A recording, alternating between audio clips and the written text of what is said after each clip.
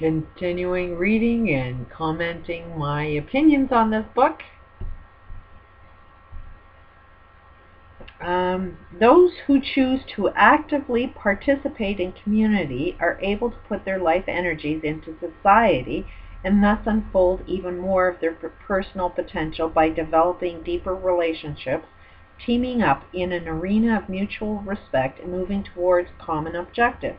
We can, by choice, updraft our involvement with society. And that's kind of what I've been doing, is started off with a YouTube channel, started making connections, and these connections are building into something a lot bigger than just this YouTube channel. What emerges is a synchronicity collective state of being, sharing by community of people who dance society's dance. The type of dance we choose determines the type of system we get.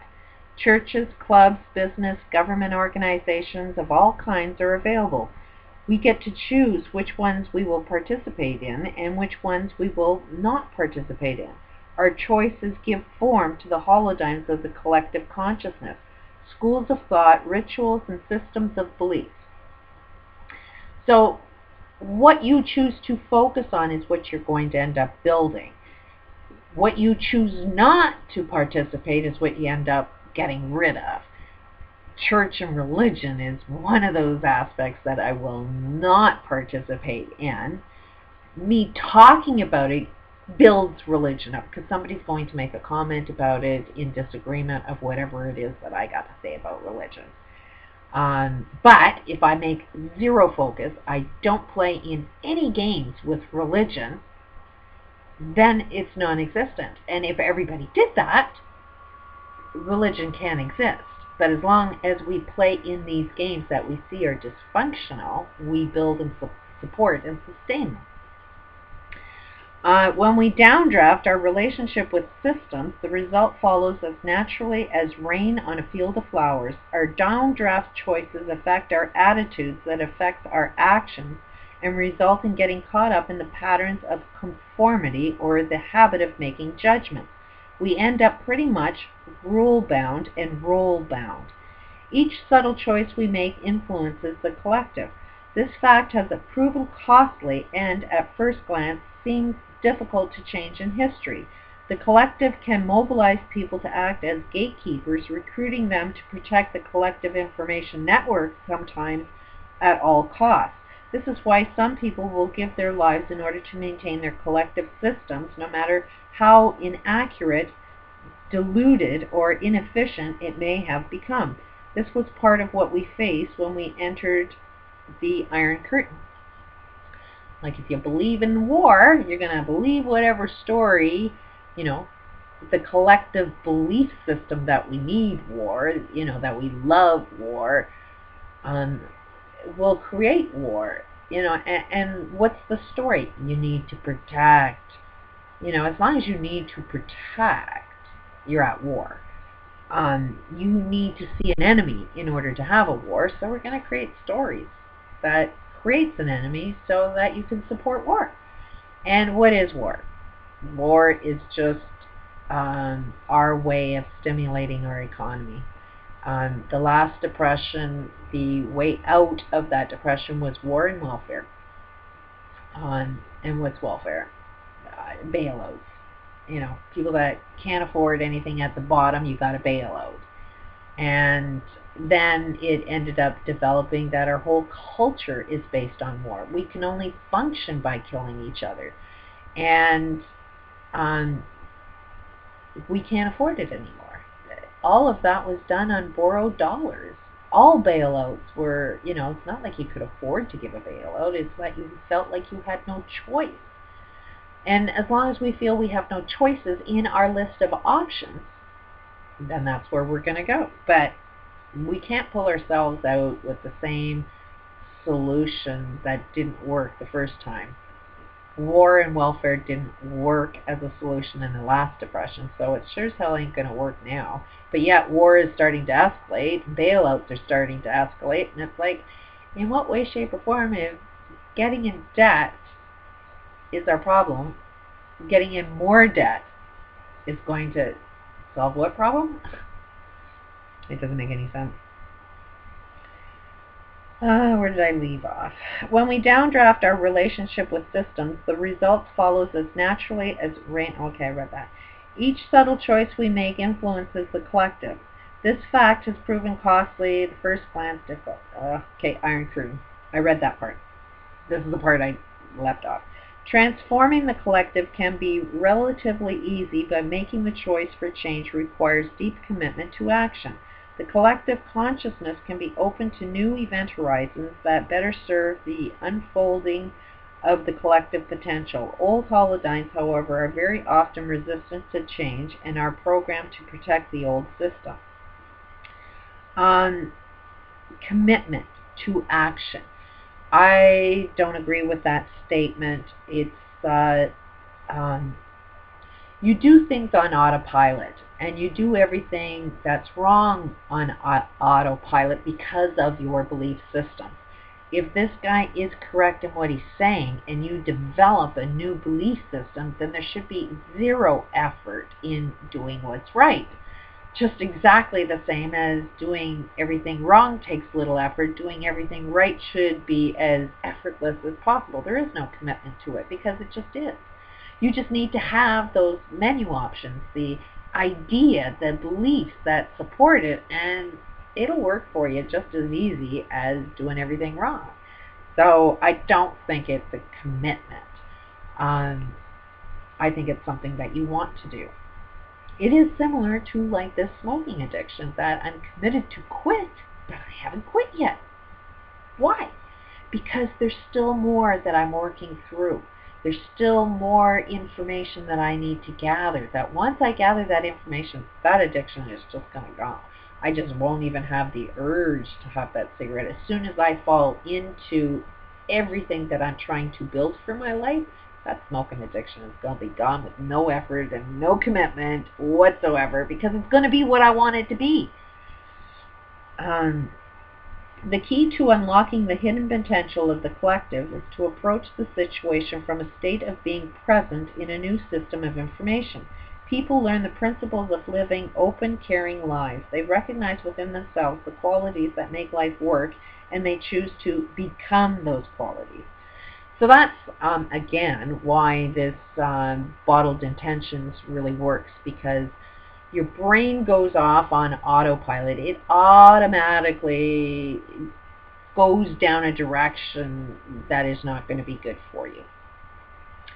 And you can have a conversation with people, and just one word will set your brain going down a path you didn't really want to go, but it's just locked in your mind. Your brain is playing with an idea that you don't want to play. You know it's not good for you. You know it's going down the wrong path, but you're stuck and locked into that mindset.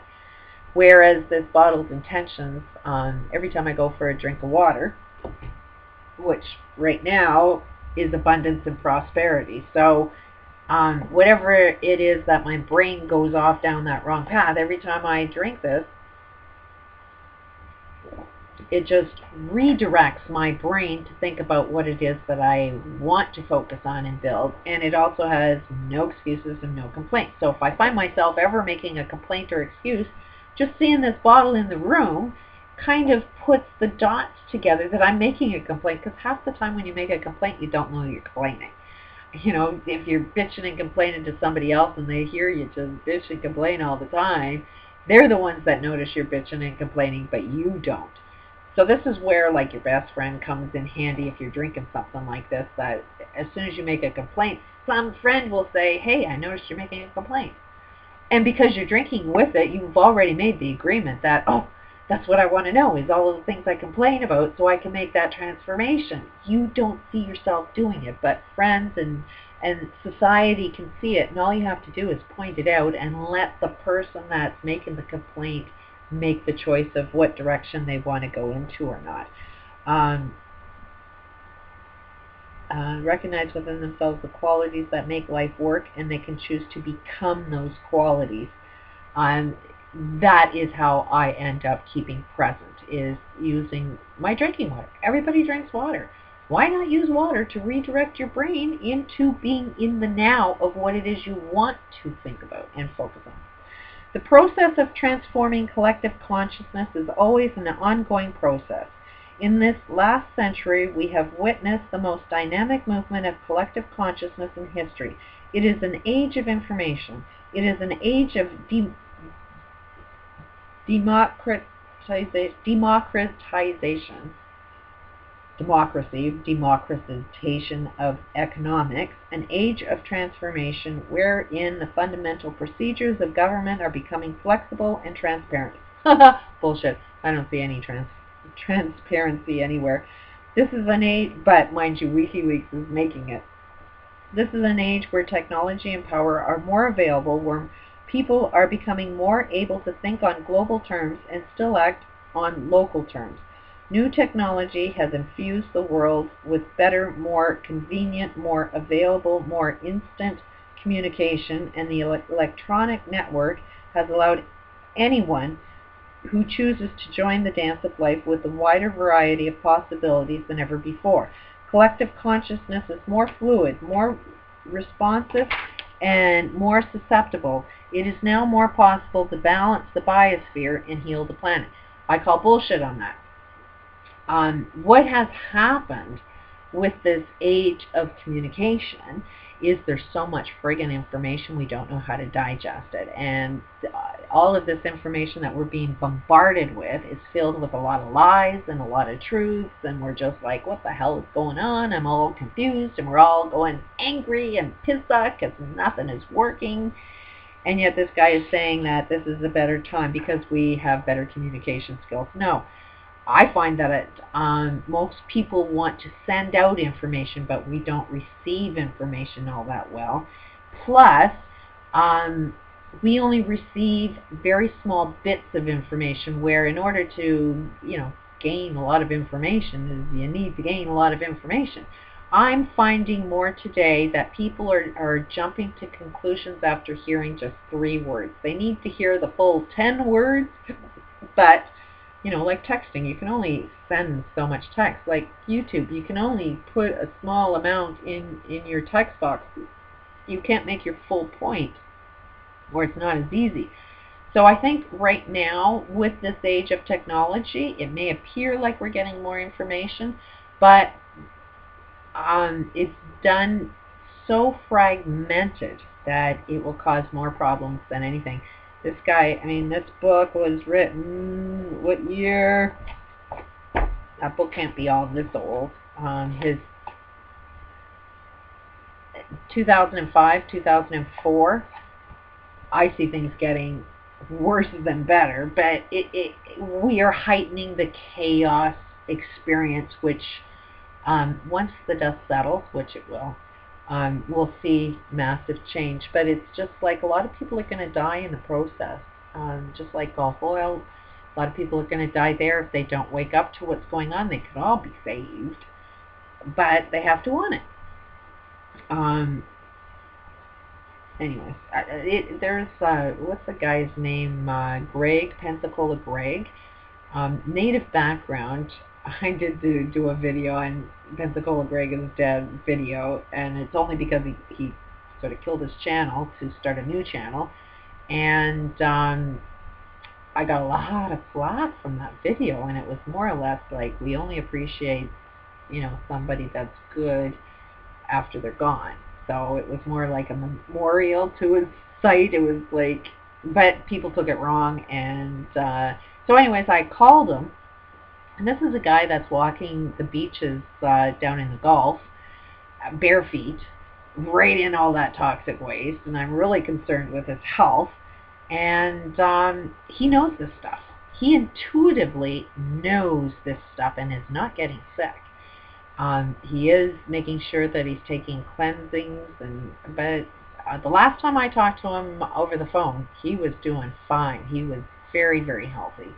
And that's sort of what people in the Gulf need to wake up to, is that could be the epicenter for change. If there's healing down in the Gulf by the people, then that could be a place that we all go to for healing. There is a way of healing that whole Gulf oil. Nobody needs to die. But we need to share information, and in this information age, are you getting the information you want, or is it really fragmented? Peace out.